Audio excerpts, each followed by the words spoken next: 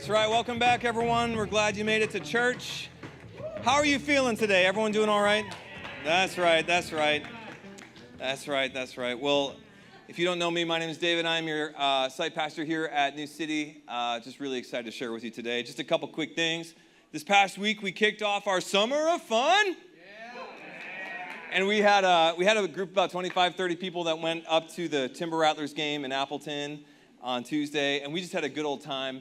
I remember looking at my phone, and it said that it was like 67 degrees, but it was like a really cold 67 degrees. The wind was like just going, and we were like in the shade. And so Michaela, one of the people that showed up, she was like, "Man, I am freezing." So she went and bought a sweatshirt just so she could stick around a little longer.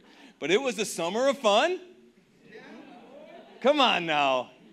Anyway, it was great. So we've got a bunch more activities scheduled throughout the summer. Just make sure you check out the card. If you didn't get one, they're at the info area or at the tables or at the coffee area. They're everywhere. So just make sure you check it out. It's going to be great. Just a quick update. Man, I just want to thank you. Over the past couple months, honestly, the investment that we've seen here at the church has gone through the roof, both financially and also in the ways that you're serving. We've had more cards than we can count on, well, that's not true, but we just got a lot of cards of people that want to serve or interested in membership or baptism or just all sorts of things. And so thank you. Thank you for making this place your own and really, listening to God's leading as you're finding your place here. So anyway, keep it up. Keep it up. So today we are approaching the end of a series that we've been in called This is Living Now. And today I'd like to talk from the scriptures about what God says your greatest reward and your greatest possible destination is this side of heaven. Really asking the question, what it is that we should be living for and seeking first and aiming towards with our days from here to eternity. And so if you have your Bibles, open them up to Philippians chapter 3. We've got 3 weeks left of Philippians. And I just want to jump right in because we've got a lot to cover. But if you're taking notes today, as I always recommend, to help make sense of all of the tangents and the weird stories and all of the stuff that I throw at you, if you're trying to make sense of it, I'd like to call this message, Keep Your Eyes on the Prize. Eyes on the prize. And the truth is, I've always loved prizes. I don't know about you, but growing up, I really enjoyed finding little treasures. I remember as a kid, we didn't always have a ton of money, and so sometimes we'd have to get generic cereal. Anybody else? So not like the cool boxes, but like the giant bags of like, not Fruit Loops, it's like Fruit Rings, Multi-Meal, Fruit Rings, whatever. And let's be real, it tastes pretty much identical to the name brand, but for kids, the generic stuff is always disappointing because, not because of the cereal, because the cereal's the same, but really because there were never any little toys, or prizes in the box. You know what I'm saying? So like, who remembers going to the grocery store and walking down that like cereal aisle and just all of the joy that's possible by being able to pick out a type of cereal based on the toy on the box? Has anyone ever done that? That's what I'm saying. So growing up, when we did get the rich cereal, which I also call dessert cereal, I would get so excited, and I'd come down in the morning, and I would grab the box, and I would grab a bowl, and I'd pour it in, really as a means to an end, because as much as I like cereal, what I was really going after was the prize, right? The prize. Eyes on the prize. You'll catch on. This is going to be good.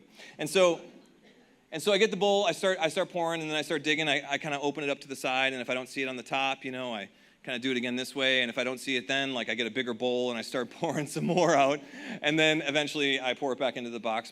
And then like if I don't even get it there, I take some drastic measures and I start like digging in, right? Digging in and dumping out until I found the prize, because I loved prizes. Okay, good. And it's not something I grew out of. Like when I was in high school, there was this thing. I'm a product of the 90s, and so when I was in high school, there was a thing called Pepsi Points. Does anyone remember Pepsi Points? Yes.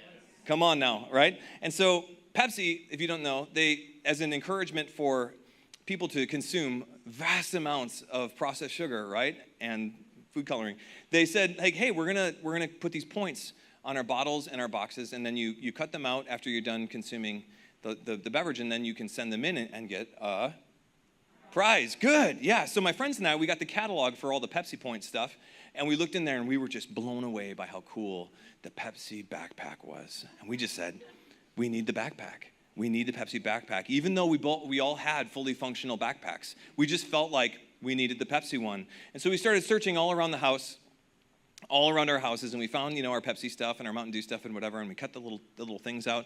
And then we realized that we didn't have enough Pepsi points for the Pepsi backpack. And so we really resorted to extreme measures, and we started literally digging, because we would go to apartment complexes. And I'm being real. And we would hop in the dumpster. Seriously, we were committed. Eyes on the, okay. And so we were in there, and we would go in and grab the boxes and grab the bottles and cut off the little things. And eventually we had enough, and we mailed it in. And all of a sudden we had this gloriously average Pepsi backpack that honestly I don't think we ever used, because it just wasn't a nice backpack, like, I'm committed, y'all, all right? But looking back, man, it was fun, and it was the chase, it was the hunt. It was fun to be able to go, like, hunting for this prize. But one pattern I began to see as I got older is that the prize I wanted so bad, and the prize that I chased with such intention, was almost never, ever, ever worth the effort. Those dumb toys in the cereal box, right? The mail-in Pepsi stuff and all the other things that came after.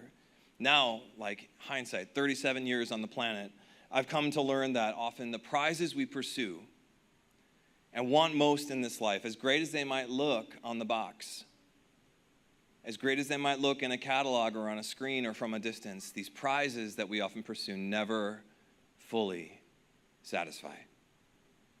It's like my son, my boy, his name is Ford, he's like 3.5, and he loves Target because he loves toy cars, okay? So every time we go to Target, he'll be like, hey, can we go see the cars? And I'm like, yeah, okay, we can go see the cars. And then every time he goes, man, this is the car. This is the car. And it's funny because, like, he comes to this point where he's like, every single time he's convinced that this new toy, this new car will finally finish his collection. But guess what? Every time we go, he says the exact same thing. And now we have like 150 cars sitting on the floor of our living room, right? I need to create some boundaries, I know, but that's right, better than Legos. But listen, it's this feeling, and it's this mindset, it's this pattern of never enough.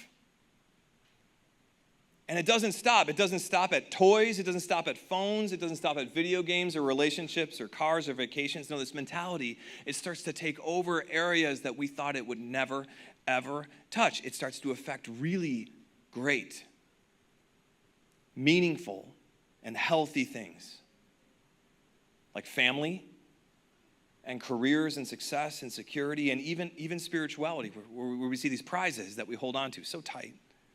These destinations that the world says matter most and are worthy of your life's energy. We're seeing that on their own, these things, these treasures we all thought would satisfy, they just weren't enough. And they always leave you wanting more. And we see it everywhere we look, right?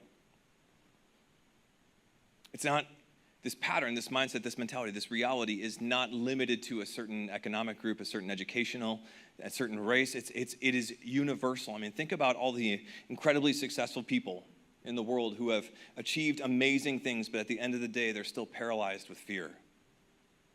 Paralyzed with doubt and insecurity and sadness. Celebrities, right? Who have it all, and yet it's still not enough. We look at, even in this last week, not to like summarize depression and summarize causes for suicide, but in this last week, we had 2 people that the world would say had arrived. 2 people that the world said are successful. 2 people that the world would say, like, what else would you want out of life, that took their own life because it wasn't enough. I think the great philosopher Jim Carrey, you heard me, the great philosopher Jim Carrey, he summed it up perfectly when he says this. He said, I think everyone should get rich and famous and do everything they ever dreamed of. so they can see that it's not the answer.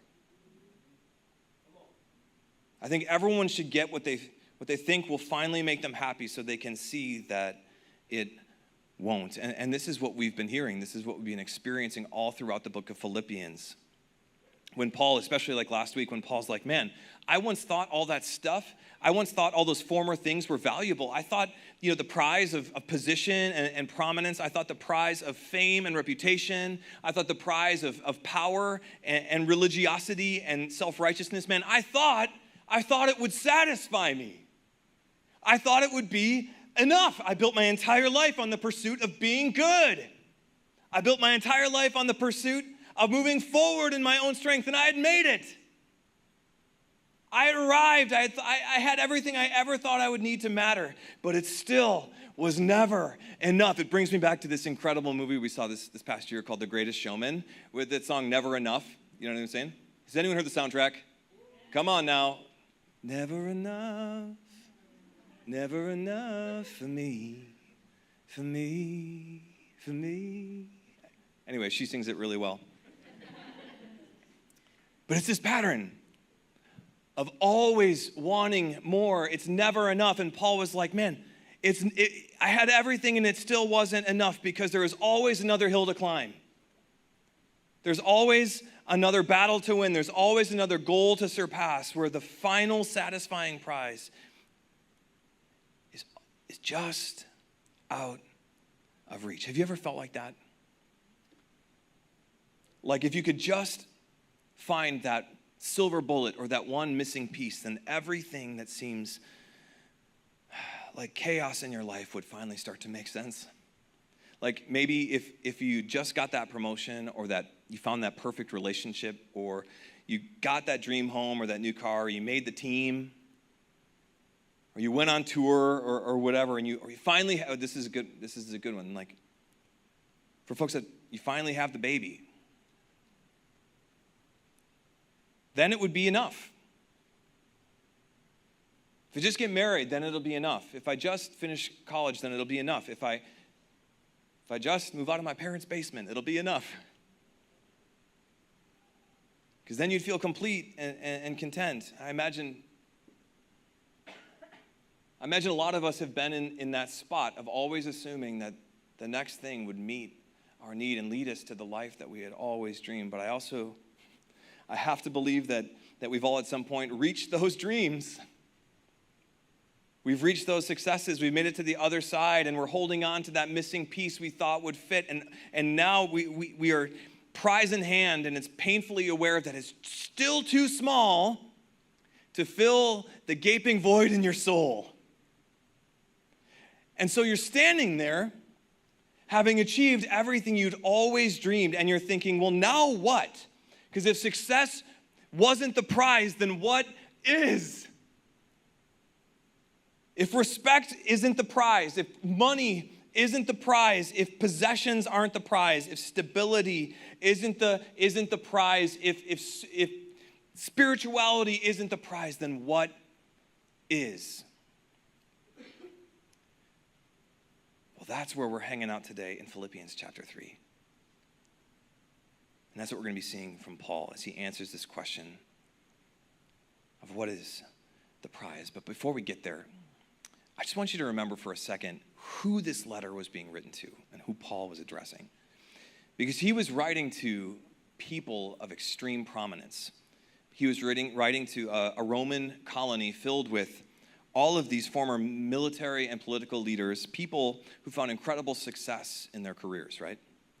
People who had fame and honor because of what they did and what they achieved. Paul wasn't writing to a city of outcasts or a city of slaves. No, he's writing to this church following Jesus that's filled with people that the world would say matters. He's writing to this church full of people that the world would recognize as important, and it's to them and it's to us that he is saying, remember, because we all need to remember. He's saying, remember, regardless of what you've earned, regardless of what you accomplished, don't forget everything you found in the end will ultimately leave you wanting more. And this is verse 7 when Paul says, because I once thought that these things were valuable too, but now I know better. Now I consider them worthless because of what Christ has done. And someone tell me, what has Christ done? Yeah. So does anyone remember our reader, the beautiful reader from right here, reading Ephesians chapter 2? Yeah, it's that Paul said in Ephesians to the church in Ephesus, he said, listen, you were dead. You were dead because of the decisions you've made. You were dead in your sin, but what did Christ do? He made them alive. That's right, okay. Let me do that one more time. So we were dead because of our sin, and what did Christ do? He made us alive. We were lost, but now we were blind, but now we see. This is what Christ has done. He has brought us into a brand new life and a brand new future full of opportunity and possibility. And Paul is saying here, don't forget. Don't forget. Everything else is worthless when compared to what Christ has done. Everything else is worthless compared to the infinite value of knowing Jesus, my Lord. Okay, so what did Christ done? He raised us. He gave us new life. What does Paul say the prize is? Knowing Christ. Knowing Christ. I love it. Verse 8. And because every other thing in this life is worthless compared to the ultimate prize of Jesus. Jesus, the only one who can satisfy. Jesus, who says that he is the living water. And if you drink of him, you will never thirst again. That sounds pretty good. And now Paul is saying, for his sake, I have discarded everything else, counting it all as garbage so that I could gain this true prize. And if you were here last week, you'd have heard Pastor Carl bringing a very colorful picture to what this garbage means. Basically, it means a steaming pile of crap. And so Paul is saying, I have discarded everything else, counting all of it, all the fame, all the success, all the wins, all the possessions. I count it all as this steaming pile of poop so I could gain the prize that is Christ. And verse 9, and become one with him. Verse 12, not that I've already obtained it, the prize in full, of fully knowing Christ, or not that I'm already perfect, but I press on to make it my own because Jesus Christ has made me his own. I press on to make this faith my own, this faith real, because Jesus has done the work to make me his own. And man, that is some good news, isn't it? That is some good news that Paul is bringing to his friends, but also sharing with us through the Holy Spirit this morning. And really, I think if there's one thing you need to remember, more than anything, if you're taking notes, it's simply this, that Jesus is the prize. Jesus is the prize. Everything else in this life will leave you empty, but Jesus will always be enough. And I have to believe that there are some of you here in this place today that need to hear that and receive that encouragement for the first time as you have been spending your life searching and striving for that ultimate significance, that ultimate purpose, but always coming up short. And so if that's you, you need to hear me when I say that Jesus is the prize. He is that unknown longing in your heart and soul that you've always been looking to fill, but have never been able to accomplish. Jesus is the prize, and I need you to remember that this morning. But for most of you, I think most of you already know that. I think most of you have known that for a long time. But if you're anything like me, which I never wish on anyone, but if you're anything like me, sometimes knowing something, right? Trusting it, believing it, and then living it out are all very different things. Sometimes knowing it and believing it and living it, they don't always naturally lead to one another, and that's because this side of heaven, in these days, everything around us is at odds with us stepping into a greater life of faith. Everything around us, the world, the enemy, the powers of darkness, they're doing everything they can to keep us from a life of true significance. Everything they can to blind us and convince us over and over again that the stuff we've pursued will satisfy. They're doing everything they can to lull us to sleep into a life of mediocrity and apathy where you forget that the creator of the universe is with you and for you and wants to lead you into this incredible life of adventure. They are doing everything they can to take our eyes off the prize and put it on to the past. And that's why I think Paul is writing in this passage, is we look at the scriptures and we say, what does it say? When we open the scriptures, we have to approach it with two questions. What does it say, and what is God saying? So what did God say? Jesus is the prize. What is God saying today as this encouragement? I think Paul builds on it in verse 13 when he says, no, dear brothers and sisters, I haven't achieved it. I'm not perfect. I haven't arrived. I haven't somehow grown immune to all the world is throwing at me. No, I'm still on this journey with you. I'm still following Jesus alongside you. And it's hard. And it's hard, but, and this is important for you to remember. He continues, he says, it's hard, but I focus on this one thing.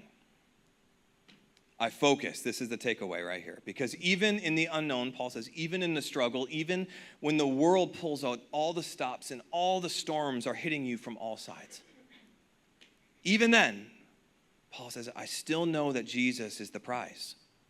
And he's the only thing worth the complete sum of my life. And so, even when it's hard, some of you maybe today are feeling that. Even when it's hard, Paul says, focus on this one thing. And here's the end of verse 13. He says, forgetting the past and looking forward to what lies ahead, I press on and reach the end of the race and receive the heavenly prize for which God, through Jesus Christ, is calling us. Paul says, I focus. Life is hard.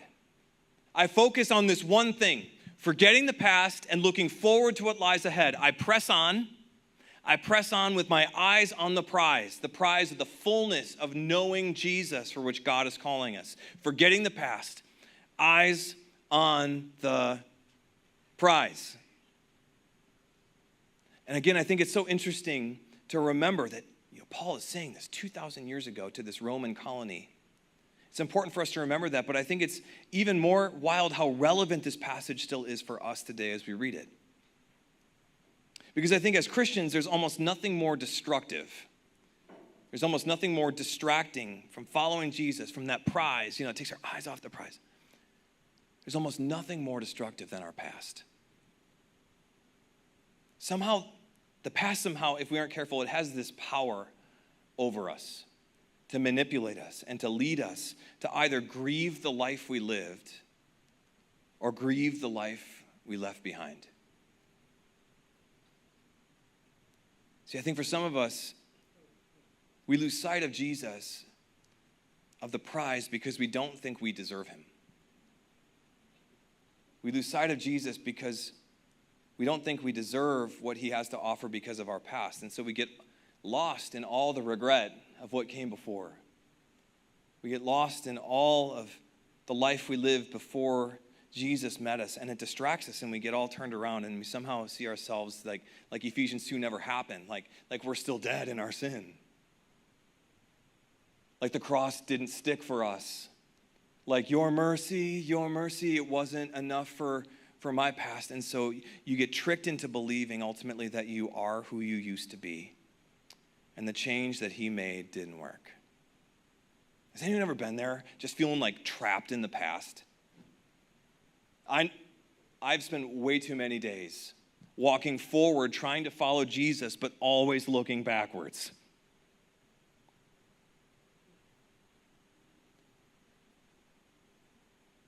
The past, it can lead us to grieve the life we lived, but also, I think for others, the past, it distracts us from Jesus because it convinces us that our best life we've already lived, and it's behind us, and it's gone. And so we create these, moments and monuments and idols to what we've experienced or what we've seen or even what God has done. And then every day it leaves us wishing for a time machine so we could go back to who we once were. I know a lot of people that struggle with this, and maybe that's you today. Folks that think their best years were in high school. Folks that think their best years were in college, or when they got that job, or when they first got married, or when the baby was first born, and now everything is just downhill, and they grieve it. They grieve the freedom that they once had. They grieve the life they left behind. And again, maybe that's some of you today, but if it is, I hope that you recognize this pattern and this manipulation that the world is throwing at you. Because the past is a weapon that the world uses to take our eyes off Jesus. The past is a weapon that the world uses to distract us and take our eyes off the prize. And Paul gets it. He gets it, and so he says this in verse 13. He says, forgetting the past and looking forward to what lies ahead, I'm pressing on. I'm pressing on. And you have to remember again who Paul was, right? Paul wasn't like a glowing example of like a Sunday school kid that became a pastor. Paul had dedicated his entire life to being good enough and persecuting the church and capturing Christians and sentencing them to death. This was his past. And if there's one person in our scriptures that would want to, perhaps, kind of bow out, fade into the dark just a little bit, and wallow in their past from here to eternity, it would be Paul. But he didn't, because he saw the bigger picture, and he kept his eyes on the prize. And he said, forgetting the past, I'm forgetting the past. What's done is done. I'm looking forward to what lies ahead. I'm pressing on. I'm pressing on beyond my fears. I'm pressing on beyond my failures. I'm pressing on beyond my insecurities. I'm pressing on with eyes on the prize. And to me, it sounds a little bit like what we heard from our other reader this morning from Isaiah when God said to the people walking forward, but always looking backwards, when he said, forget the former things. Don't dwell on the past. Why? Because I am doing a new thing. I'm doing a new thing, so keep your eyes fixed on the prize. And I think this is what God is trying to speak into us this morning, as we're all here on purpose. We're all here with different backstories and different things that have led us up to this moment, but I think that God is speaking to this because so many of us get caught up living for the former things, where we're trying to move forward. And we want to move forward, but step by step, right? Step after step, we're trying to make it into this new life, and yet the past just has this pull on our vision. So we're moving forward, but we're always looking backwards. Step after step, we're moving towards our prize, towards Jesus, towards eternity, towards ultimately knowing in completion with Jesus. But every day we're hitting these opposition, we're hitting walls, we're running into barriers because our eyes are focused not on what God is saying, but what maybe we heard him say 20 years ago. Our eyes are fixed on what we've experienced or what's comfortable. Our eyes are focused on what the world says is responsible, on what the world says makes sense, instead of having our eyes fixed on the prize, looking ahead to what's next. Embracing that new thing that God promises to do and promises to bring for his people. Eyes on the prize. And so I don't know where you are at today. We all, like I said, have different backgrounds. We've all come from different places and experienced different things.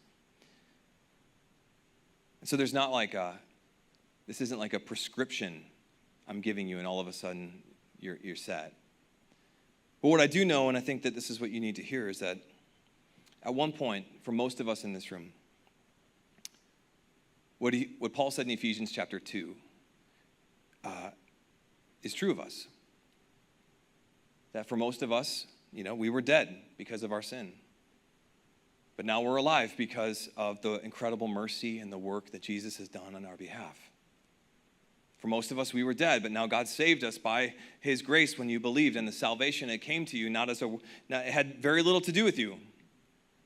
It had everything to do with God. This is true.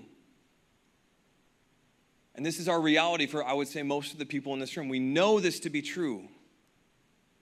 now that you are new, this is where it's tricky, right? Because now that you are new, what you choose to do with your days, that is almost entirely up to you.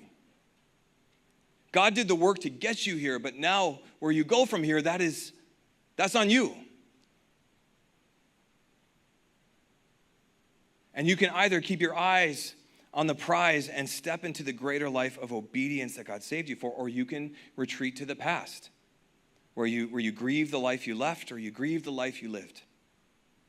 And you can either press on towards Jesus, the author and perfecter of your faith and of your future, or you can keep chasing counterfeit treasures that the world is trying to convince you will satisfy but never do. So you have this decision to make. Like, we all have this decision to make, and it's a daily decision. No, it's a second by second decision, one that God is even calling us now to make. And the question is, are you going to step into this life or not? Are you going to step into the life as God's masterpiece of mercy to do the good things that he saved you to do, or are you going to just exist from here to eternity, walking in circles, always searching for significance you never find, because you're always taking one step forward, looking backwards? This decision is up to you. God has brought you to this place, and he wants to bring you further. But honestly, from here on out, as he is leading you, it's up to you to follow. And so, I know that it's likely this side of heaven, both of those scenarios will happen quite a bit. But what I need you to know this morning is that even in our failure, even in our retreat, even as we take steps forward but look back, even then, God believes in you. Even then, God loves you and is calling you to a greater life of faith and focus on Jesus with your eyes on the prize. God is calling you even now to let what you know become what you believe, and then to let what you believe become how you live. But to do that, Paul said, just like in Isaiah said, and just like all throughout the scriptures we read, you have to forget about what came before and look forward to what lies ahead. This is hard. This is hard. This is a burden that a lot of us have to get off of our back. But Paul says you have to let go of the past and step into the future, trusting that Christ truly is enough. And so, the band is going to come forward in just a moment to lead us in a time of response.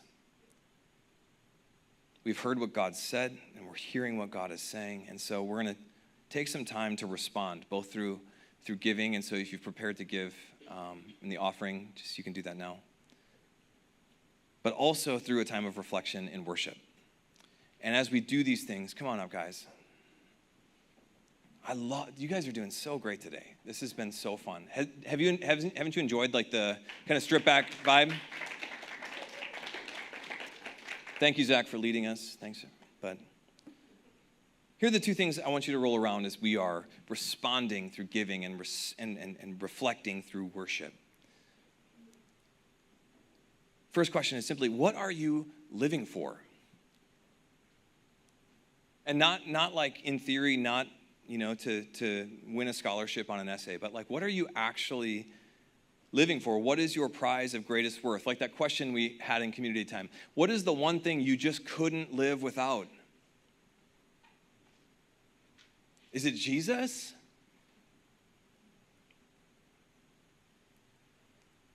Question number 2. After what are you living for? Where are you looking to find it? Are you building life on the future that God saved you for, or are you going back again and again and again to a life that's safe from the past? A life that might hurt, but still, like you know it is comfortable for you. Are you stepping into that new thing that God wants to do in and through you, or are you still living off the faith you had 20 years ago? Because you need to know man, there is just so much more. There is so much more available to you because God loves you. There is so much more available for those who believe. There is so much more that God wants to do for you, and press on as you reach out to Jesus. So where are you looking for your prize? Is it in the future that God has set aside for you, or is it in the past? And so the band, they're gonna lead us today in, I would say, an incredibly fitting song. Before we do, the usher's gonna take offering, and so again, you can come on down. But immediately after, I just want to encourage you to hang out in this moment for as long as you need. Just reflecting on this question, man, is Jesus really my prize? If so, does my life reflect it? Is Jesus really my great treasure that my eyes are fixed on? Are my eyes on the prize that is Jesus?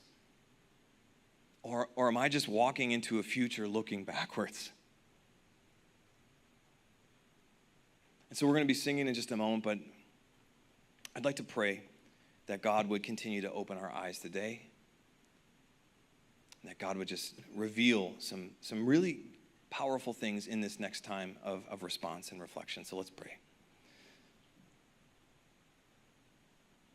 God, we are grateful for today, and we love you. God, help us remember how you see us. Help us remember who we are so we can better understand who you are. God, we believe that you are calling us into something better, and that as we follow you, you only lead us to our greatest possible end. But God, we get so distracted.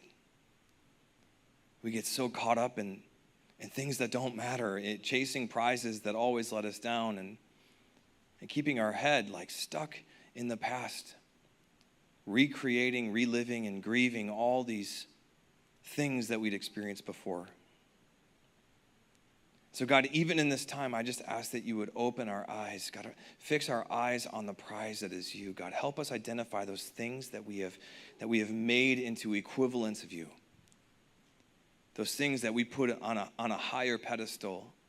Those things that we have prioritized our life around that are outside of the way you're leading us. God, we just ask that you would make us aware today, that you would open our eyes to these things, and that you would just capture our attention, that you capture our heart and lead us into that new place, to do that new thing in ways that only you can. And so God, just as we give and as we respond in worship and remembering you, God, I ask that you would just open our eyes. Fix our eyes on the prize. That is Jesus. It's in your name. We all said, amen.